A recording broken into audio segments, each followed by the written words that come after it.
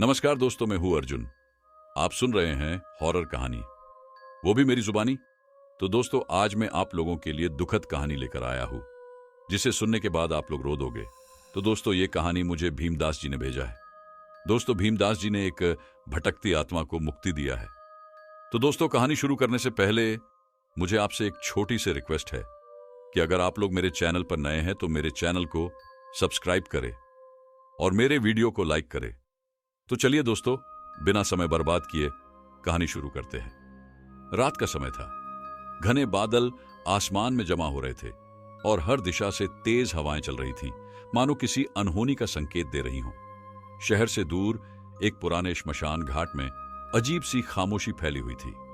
यही वह श्मशान था जहां चुड़ैल काकिनी का आतंक छाया हुआ था। इस चुड़ैल की कहानियां वर्षों से इलाके में सुनाई जाती थीं। जो भी रात में इस श्मशान में आया, वह लौटकर कभी नहीं गया। कुछ कहते थे कि वह चुड़ैल लाशों को अपना शिकार बनाती है और आत्माओं को अपनी दासी बनाकर रखती है।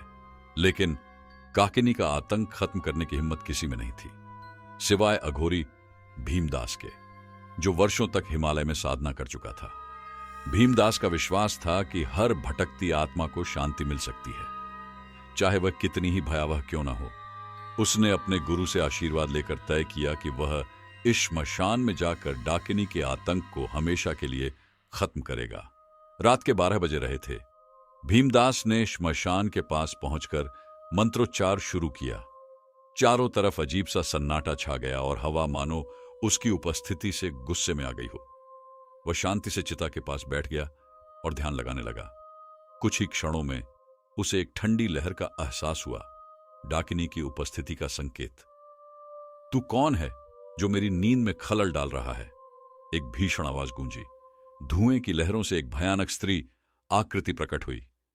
उसकी आंखें लाल थीं, बाल बिखरे हुए और चेहरा इतना भयानक कि देखने वाले का दिल दहल जाए।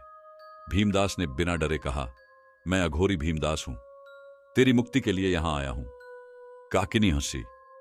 उसकी आवाज किसी दरारों में गूंजती गुफा की तरह भयावह थी। मैं मुक्ति नहीं चाहती, मैं बदला चाहती हूं। यहां जो भी आता है वह मेरा शिकार बनता है और हमेशा के लिए मेरी दुनिया का हिस्सा बन जाता है। भीमदास को पता था कि यह संघर्ष आसान नहीं होगा। उसने चिता की राख उठाई और कुछ मंत्रों का जाप किया। राख हवा में फैलते ही डाकिनी की आकृति बिखर गई, लेकिन उसकी आवाज गूंजती रही, तू सोचता है कि यह लड़ाई तंत्र मंत्र से जीतेगा, मैं तुझसे खेलूंगी। अघोरी।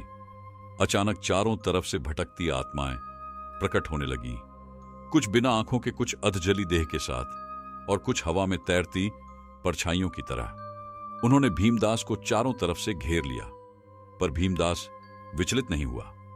उसने अपनी कमंडल से गंगा जल छिड़का और एक त्रिशूल उठाकर मंत्रों का जाप तेज कर दिया।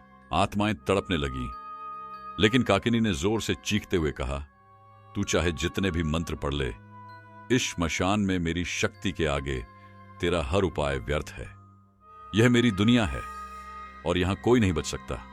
भीमदास ने अपनी आंखें बंद की और अपने गुरु का स्मरण किया।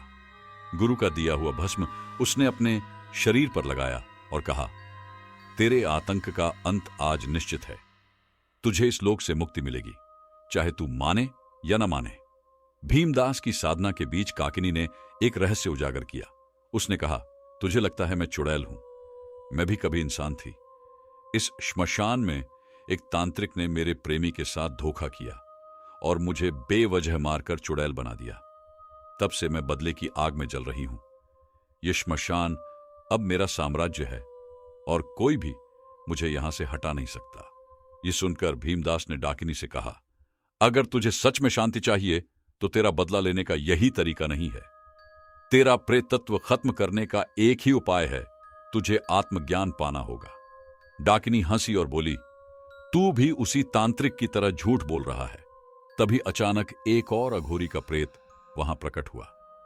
वह वही तांत्रिक था जिसने काकिनी के जीवन को बर्बाद किया। तूने जो मेरे लिए किया वह कोई नहीं कर सकता था।